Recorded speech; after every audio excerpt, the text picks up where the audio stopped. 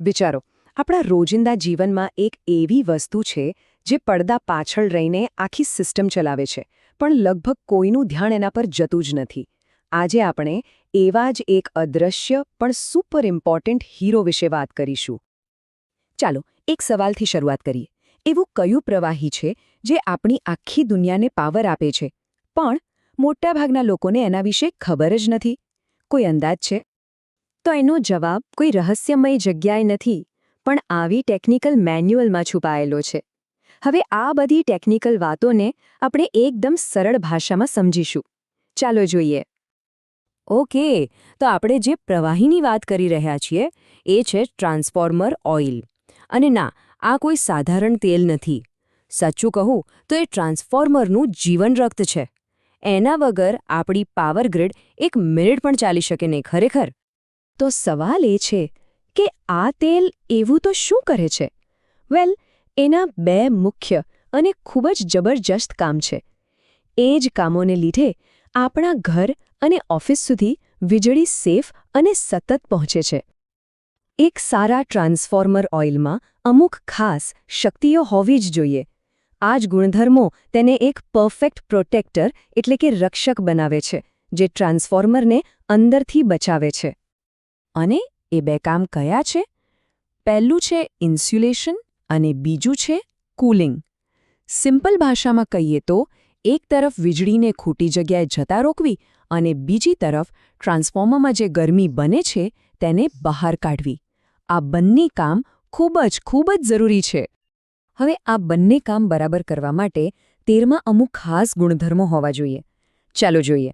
Insulation માટે જોઈએ ઉચ્ચ ડાયઇલેક્ટ્રિક સ્ટ્રેન્થ અને ઉચ્ચ વિશિષ્ટ પ્રતિકાર, અને બીજી બાજુ સારી ઠંડક માટે તેલ પાતળું હોવું જોઈએ, એટલે કે લો વિસ્કોસિટી, અને એમાં કચરો એટલે કે સ્લજ ઓછો બનવો જોઈએ. તો આ ડાયઇલેક્ટ્રિક સ્ટ્રેન્થ શું છે? ચાલો એકદમ સરળ રીતે સમજીએ.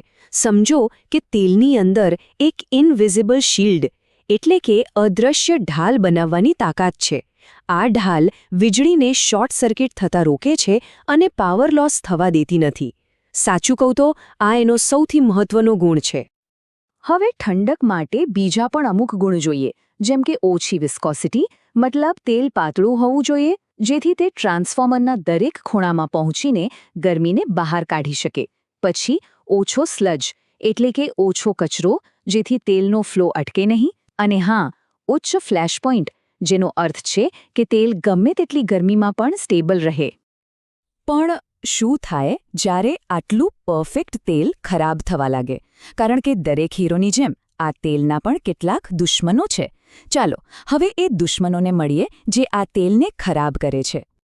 આ વાત ખરેખર બધું કહી દે છે. વિચારો, જે તેલને સાધનોની રક્ષા માટે રાખવામાં આવ્યું છે એ જ સમયે જતાં એના માટે સૌથી મોટો ખતરો બની શકે છે. આ કેટલી ગંભીર વાત છે. તો આ આપણા હીરો તેલને નબળું પાડનારા વિલન કોણ છે? મુખ્યત્વે 3 ગુનેગારો છે, 3 એવા પરિબળો જે તેલની ક્વોલિટીને ખતમ કરી નાખે છે. તો આ 3 ગુનેગારો છે. પહેલું, ઓક્સિડેશન. જ્યારે તેલ હવામાં રહેલા ઓક્સિજનના કોન્ટેક્ટમાં આવે એટલે બગડવા લાગે છે. બીજું છે તાપમાન.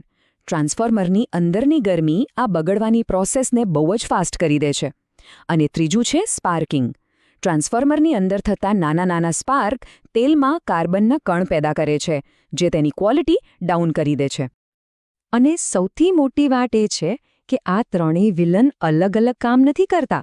એ ત્રણેય એક ટીમ બનીને તેલ પર હુમલો કરે છે. અને એના કારણે તેલની જે બધી રક્ષણાત્મક શક્તિઓ છે એ ધીમે ધીમે ખતમ થવા લાગે છે. એટલે તમે સમજો કે દરેક ટ્રાન્સફોર્મરની અંદર એક લડાઈ ચાલી રહી છે. એક બાજુ છે તેલના સારા ગુણધર્મો અને બીજી બાજુ છે એને બગાડનારા પરિબળો. અને આ લડાઈનું જે પણ પરિણામ આવે છે એ જ આપણા ટ્રાન્સફોર્મર અને આખી પાવર ગ્રીડનું ભવિષ્ય નક્કી કરે છે. આ બધી વાત આપણને એક મોટા સવાલ પર લાવીને મૂકે છે. જેમ વીજળીની આપણી જરૂરિયાત વધી રહી છે, આપણી પાવર ગ્રીડ પર દબાણ વધી રહ્યું છે, તો શું આ સાધારણ લાગતું તેલ જ આખી સિસ્ટમની સૌથી નબળી કડી બની શકે છે? આના પર વિચારવા જેવું છે, ખરું ને?